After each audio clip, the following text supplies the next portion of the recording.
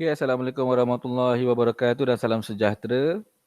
Okey, baiklah, hari ini cikgu akan teruskan pembelajaran subtopik terakhir untuk bab 2 biologi tingkatan 4. Subtopik 2.4 aras organisasi. Okey. Macam pernah dengar kan? Macam pernah dengar je aras organisasi ni kan?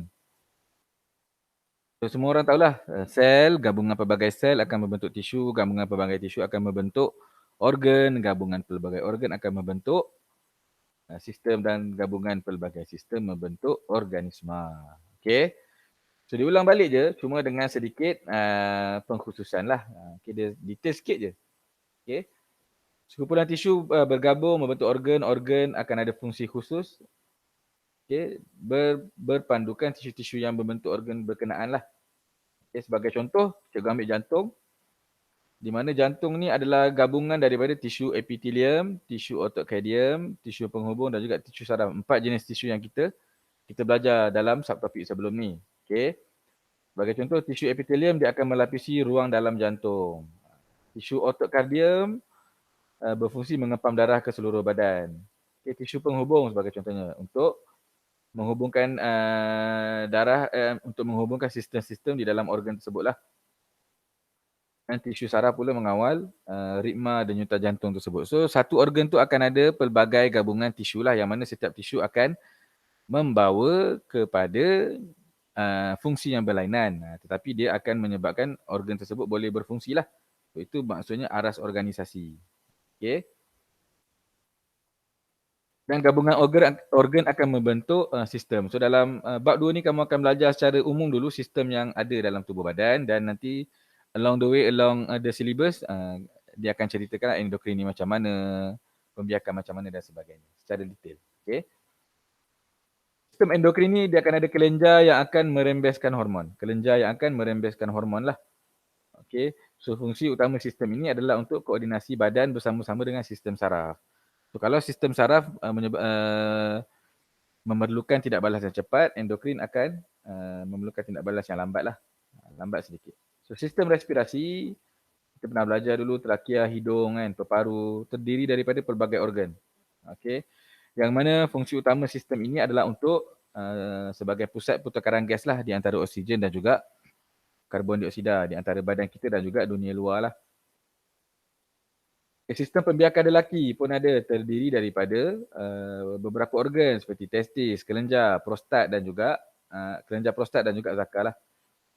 Fungsi utama dia adalah untuk menghasilkan sperma dan juga sperma ini sebagai hormon seks bagi lelaki lah. Bukan, sperma itu adalah gamit dan dia juga akan menjadi tempat penghasilan hormon seks. Okay. Sistem pembiakan perempuan terdiri daripada ovari, uterus, tube fallopian, faraj dan juga cervix lah. Fungsi dia pun lebih kurang sama untuk menghasilkan ovum, gamit perempuan dan juga hormon seks bagi perempuan lah. Okay. Dalam badan kita juga akan ada sistem limfa. Ini kita akan belajar juga dalam bab 7, tak silap cikgu. Yang mana terdiri daripada organ limfa, nodus limfa dan juga salur limfa. Okay, yang mana sistem ini berfungsi untuk mengekalkan keseimbangan bendalur yang ada dalam badan kita.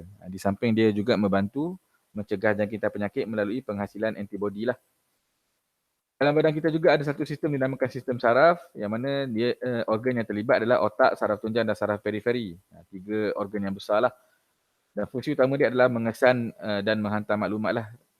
Serta dia akan mengkoordinasi pergerakan badan kita. Okay. Kita juga akan ada sistem peredaran darah. Okay, yang mana melibatkan jantung, arteri, vena dan juga kapilari darah.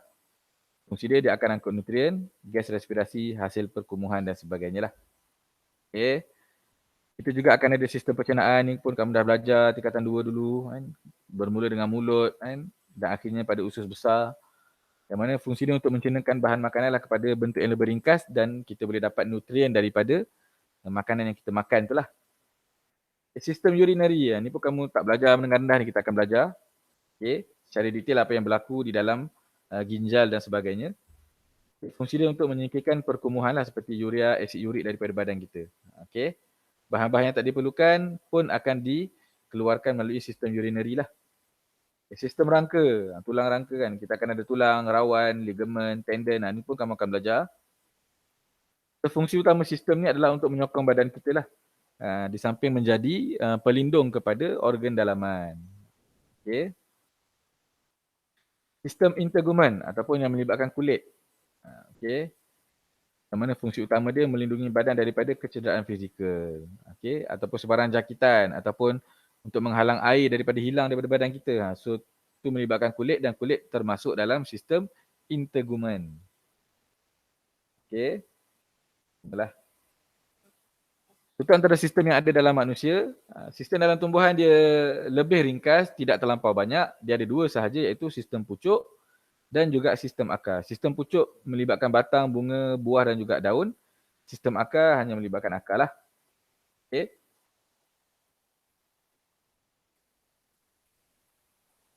Okay, sebagai contoh, batang dan ranting dia sokong daun supaya daun tu dia dalam keadaan menegak lah dengan syarat akan ada air yang dapat daripada akar. Okay. Supaya apa? Supaya daun dapat menyerap cahaya dan memaksimumkan penyerapan cahaya untuk proses fotosintesis. Okay, bunga pula terlibat dalam pembiakan tumbuhan untuk memastikan kemandiriannya. Sistem akar ini terdiri daripada semua akar, rambut akar dan sebagainya lah. Yang mana fungsinya adalah untuk menyerap air dan juga garam mineral di samping memberi sokongan kepada tumbuhan. Okay. So, cikgu rasa sampai setakat tu je lah untuk pengenalan sistem-sistem yang ada di dalam manusia dan juga tumbuhan. Di mana sistem-sistem ini akan ada kita belajar secara detail dalam tajuk-tajuk seterusnya. Okay. Terima kasih semua. Assalamualaikum warahmatullahi wabarakatuh.